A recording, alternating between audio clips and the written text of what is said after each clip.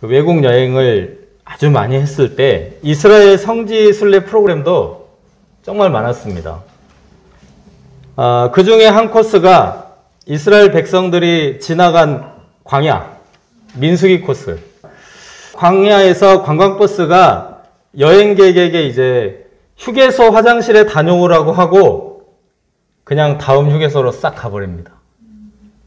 어쩔 수 없이 이제 다음 휴게소에서 다음 휴게소까지 생수 한 병만 들고 그 광야길을 한 40분 동안 걸어가는데 이때 광야의 무더위와 건조함에 사람들의 입에서 불평, 원망, 비방이 쏟아져 나온다고 합니다. 목사님, 집사님 할 것 없이 그 민수기 성경 말씀 상황을 체험하는 프로그램인데 성경을 읽을 때는 이스라엘 백성들이 왜 이렇게 불평이 많아 이렇게 생각했는데 광야에 가보니까 그럴 수밖에 없겠구나 이해를 하게 되고 이스라엘 백성들 판단하는 것이 조금 미안해지기도 한다는 것입니다. 하나님은 왜 이스라엘 백성들의 불평, 원망을 이해해 주시지 않으셨을까요?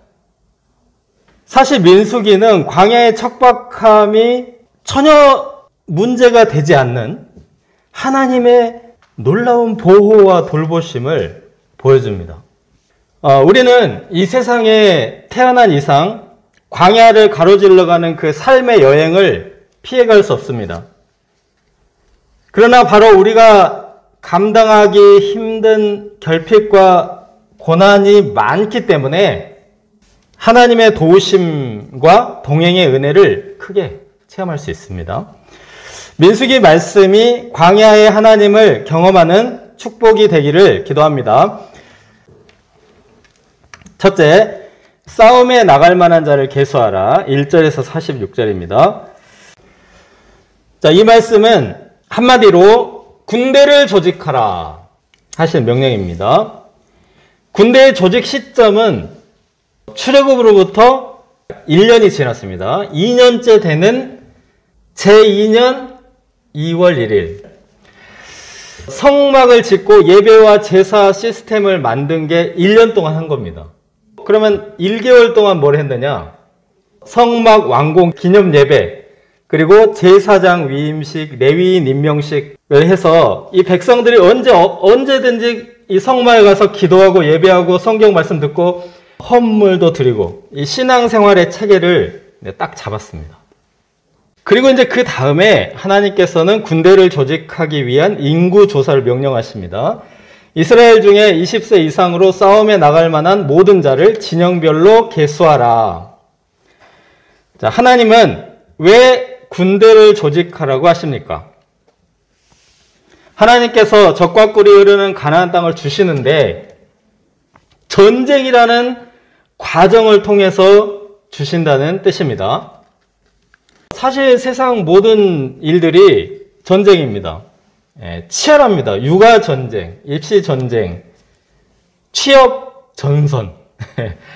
만만치 않습니다. 전쟁의 특징은 all or nothing입니다. all or nothing. 이기면 모든 것을 얻는데 지면은 다 뺏깁니다. 자, 반드시 승리해야 합니다. 어떻게 승리할 수 있습니까? 하나님께서 전쟁에 개입하시고 승리를 주시는 분이십니다. 믿음의 조상 아브라함이 조카 롯을 포로로 잡아간 그돌라오멜 동맹군과 5개국 동맹군인데 불과 300명의 군사를 이끌고 승리를 거두었습니다. 전쟁에 개입하신 하나님이십니다. 출애굽 직후에도 이제 아말렉과의 전쟁도 있었는데 이때 모세의 중보기도를 받으시고 승리하게 하심으로 여호와 니시, 여호와는 승리의 깃발이라고 이제 백성들이 영광을 돌렸습니다. 하나님은 전쟁에 개입하시고 이기게 하십니다. 아브라함이 그돌라오멜 동맹군을 격파하고 돌아올 때 멜기세덱 제사장이 아브라함에게 이렇게 말합니다. 창세기 14장 20절. 너희 대적을 내 손에 붙이신 지극히 높으신 하나님을 찬송할지로다. 우리가 하나님을 사령관으로 예수님을 대장으로 영접함으로 우리 인생 모든 전쟁에서 승리할 수 있기를 기도합니다. 4절에서 19절은 이스라엘 12지파 군대 지휘관들입니다. 이 사람들은 회중에서 부르심을 받은 자들, 하나님이 뽑고 임명을 하셨습니다. 그런데 그들의 이름을 보면 하나님이 어떤 자들을 선택하셨는지 알 수 있어요. 그 루벤 지파가 누구죠? 엘리술. 나의 하나님은 반석이라는 뜻입니다. 시몬 지파 슬루미엘은 하나님과 평화롭게. 유다 지파 나손은 하나님께 예물을 드린다. 느다넬은 하나님이 주신다. 엘리압 하나님이 아버지이시다. 엘리사마 하나님은 들으신다. 가말리엘 하나님은 나의 상급이시다. 아비단 아버지는 심판관이시다. 하나님 아버지. 아히에셀 나의 형제를 도우시는 분. 바기엘 하나님은 만나주신다. 엘리아삽 하나님이 더하신다. 마지막으로 납달리 지파 아히라는 고난의 형제, 의로운 고난의 형제이지 그런 뜻입니다. 이름만 이제 해석을 해도 이렇게 마음에 감동이 됩니다. 네. 이들의 이름에는 하나님께 대한 신앙이 고스란히 담겨 있습니다. 이들의 이름은 출애굽 이후에 지은 것이 아니고 애굽에서 노예 생활할 때 지은 이름이라는 점에서 그 신앙의 위대함이 느껴집니다. 우리나라도 일제강점기를 겪었는데 식민 지배가 20년, 30년 지속되자 창씨 개명이라고 해서 이름을 일본식으로 다 바꿨습니다. 해방과 독립은 아예 꿈도 꾸지 못했던 것입니다. 그런데 이스라엘 백성은 애굽에서 400년이나 노예로 살았는데 하나님의 백성으로서 정체성, 하나님께 대한 믿음, 하나님의 구원, 하나님의 약속의 소망을 잃지 않고 자녀를 낳을 때마다 신앙 고백을 담아서 이름을 지었던 것입니다. 애굽에서 출세하려고 애굽식으로 짓지 않고 천한 노예 신분이라고 해서 인생을 포기하지 않고 결혼도 하고 자녀도 낳아서 신앙으로 양육했던 것입니다. 그들은 현실이 되리라고는 굉장히 상상하기 어려웠던 그 출애굽의 구원과 영광의 날이 그들의 소망과 믿음에 따라 그날이 온 것입니다. 17절에서 19절을 보시면 이 지휘관들은 싸움에 나갈 만한 자를 계수하는데 이제 도움을 주는 자들이라고 했습니다. 그 모세와 아론이 지명된 이 사람들을 데리고 둘째 달 첫째 날에 온 회중을 모으니 그들이 각 종족과 조상의 가문을 따라 20세 이상의 남자의 이름을 자기 계통별로 신고하매 여호와께서 모세에게 명령하신 대로 그가 시내 광야에서 그들을 계수하였더라.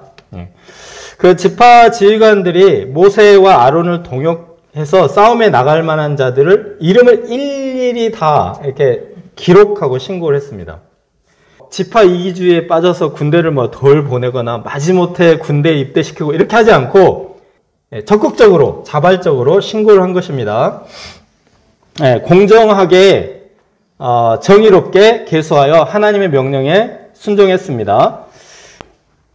그리고 이제 44절에서 46절을 보면은 이 군대를 다 세보니까 얼마가 됐습니까? 60만 3,550명. 근데 12지파를 다 일일이 기록을 했습니다. 그 전쟁이 일어나면 어마어마한 청년들이 목숨을 잃거나 중상을 입고 불구자가 됩니다. 마치 소모품처럼 보이기 쉬운데 절대로 그렇게 취급되어서는 안 된다. 한 지파 한 지파 한 명 한 명이 의미가 있고 가치가 있는 사람들이다. 이런 의미에서 일일이 기록한 것입니다. 애굽에 들어갈 때 이스라엘 족속은 불과 70명이었습니다. 그런데 400년 후에 이제 군인만 60만, 여성과 노인과 어린이 이렇게 합하면 한 200만으로 번성한 것입니다. 3만 배가 폭증했습니다. 하나님의 축복이라고밖에 설명되지 않습니다. 이 숫자들은 여러 가지 메시지를 주고 있습니다. 먼저는 하나님께서 믿음의 조상 아브라함에게 약속하신 그 약속이 성취되었다는 뜻입니다. 이 많은 숫자. 아브라함에게 무엇을 약속했죠? 하나님이 큰 민족 그리고 가나안 땅 이 두 가지를 약속했습니다. 그 첫 번째 약속, 큰 민족이 되게 하셨습니다. 그러면 두 번째 약속, 적과 끓이는 가나안 땅도 반드시 주실 것이라고 확신할 수 있습니다. 싸움에 나갈 만한 자를 계수하라. 이 말씀은 그 백성들의 상황과 형편을 살펴보고 보살피라. 이런 의미도 있습니다. 이 사람이 싸움에 나갈 만한가 아닌가 이 조건을 알아보려면 일단은 20세 이상이어야 되고 남성이어야 되고 이게 첫 번째 조건인데 그 다음에 또 뭐가 있겠습니까? 신체가 건강해야 하죠. 신체 건강하지 않으면 20세 남성이라고 싸울 수 없습니다. 전염성 질병이 있으면 군대 다 면제받습니다. 그리고 반드시 내가 돌보아야 할 부양가족이 있는 경우, 내가 아니면 돌볼 수 없는 부양가족 있잖아요. 그래도 면제받습니다. 그러면 이제 싸움에 나가지 않는다. 그러면 쓸모없는 사람이네. 그렇지 않습니다. 전장에 나가지 않는다고 가만히 있는 게 아니고 후방에서 열심히 싸움에 나갈 만한 자들을 보급을 해야 합니다.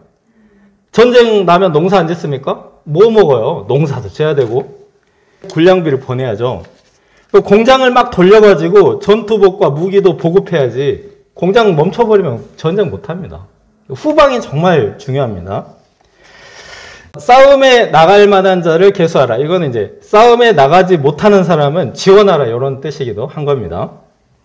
우리는 싸움에 나갈 만한 자가 될 수도 있고요. 전도와 1:1 제자 양성을 위해서 그 싸우는 분들도 있고 그것을 지원하는 자가 될 수도 있습니다. 선교를 위해서 그야말로 이제 완전 일선, 선교지로 나가서 싸우는 분들도 있고 본국에 남아있는 분들은 후방에서 또 열심히 지원을 해야 합니다. 거기서 생존할 수 있도록.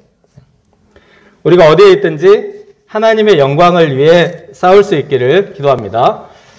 둘째, 레위 지파는 계수하지 말라. 47절에서 54절입니다. 아니 전쟁이 얼마나 치열한데 한 지파를 빼면 어떡해! 이렇게 불만이 있을 수 있죠.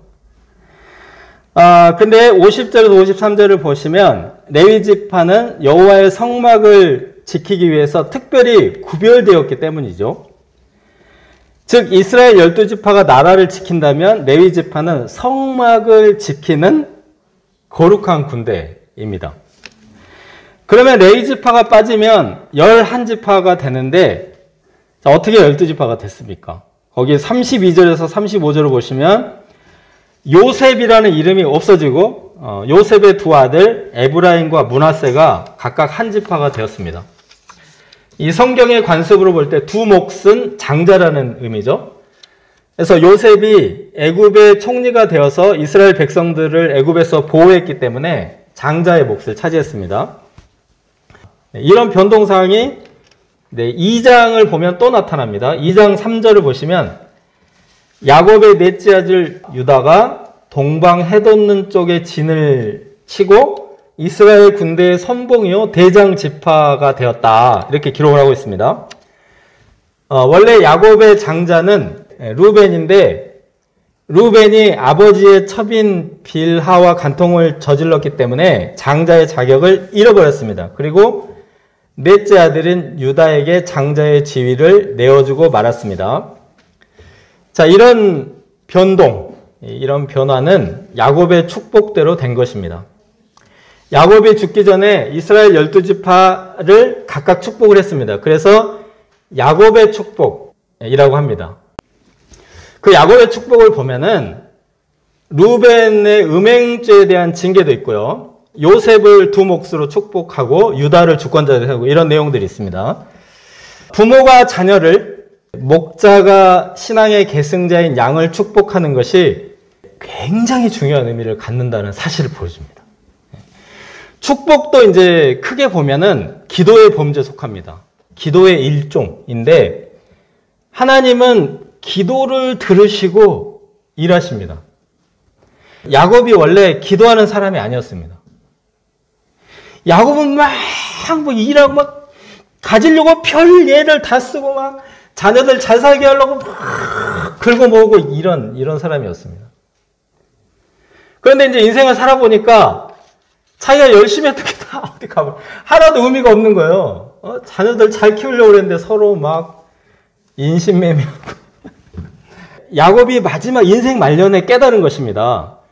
하나님께 기도하는 게 이게 중요한 거구나. 애굽에 처음 가서 바로왕을 만났을 때도 바로왕을 축복합니다. 아브라함이 이삭을 축복했고 이삭이 에서로 변장한 야곱을 축복하여 야곱이 축복의 계승자가 되었고, 여러분, 우리 자녀를 위해, 양들을 위해 무엇을 하고자 합니까? 기도의 자리로 나와 그들을 위해 기도함으로 하나님의 축복을 물려줄 수 있기를 기도합니다.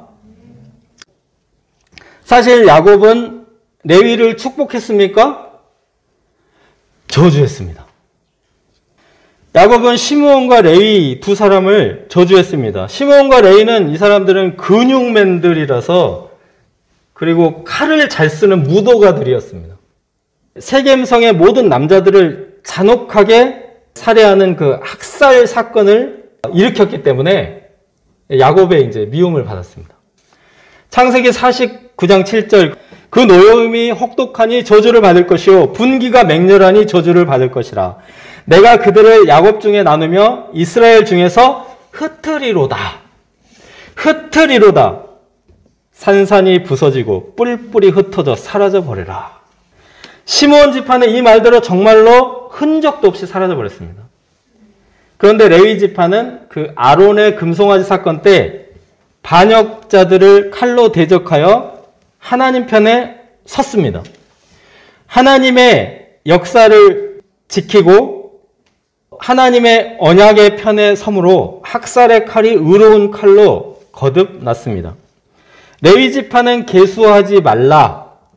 그러면 레위 지파도 사라지긴 사라졌습니다. 그러나 저주가 역전이 되어 하나님의 성막을 지키는 거룩한 병사들이 되는 은총을 입었습니다. 야곱의 축복에는 대부분 축복의 말이지만 저주도 있었습니다.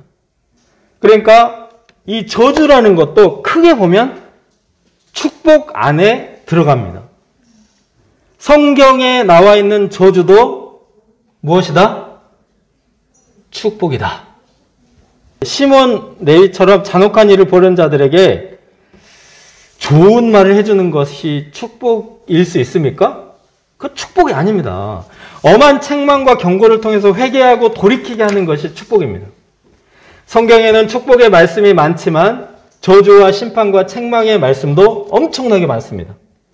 우리가 그런 말씀을 불쾌하게 여기거나 대수롭지 않게 여기면 루벤처럼 차려진 밥상을 걷어차기도 하고 시므온처럼 흔적도 없이 사라질 수도 있습니다.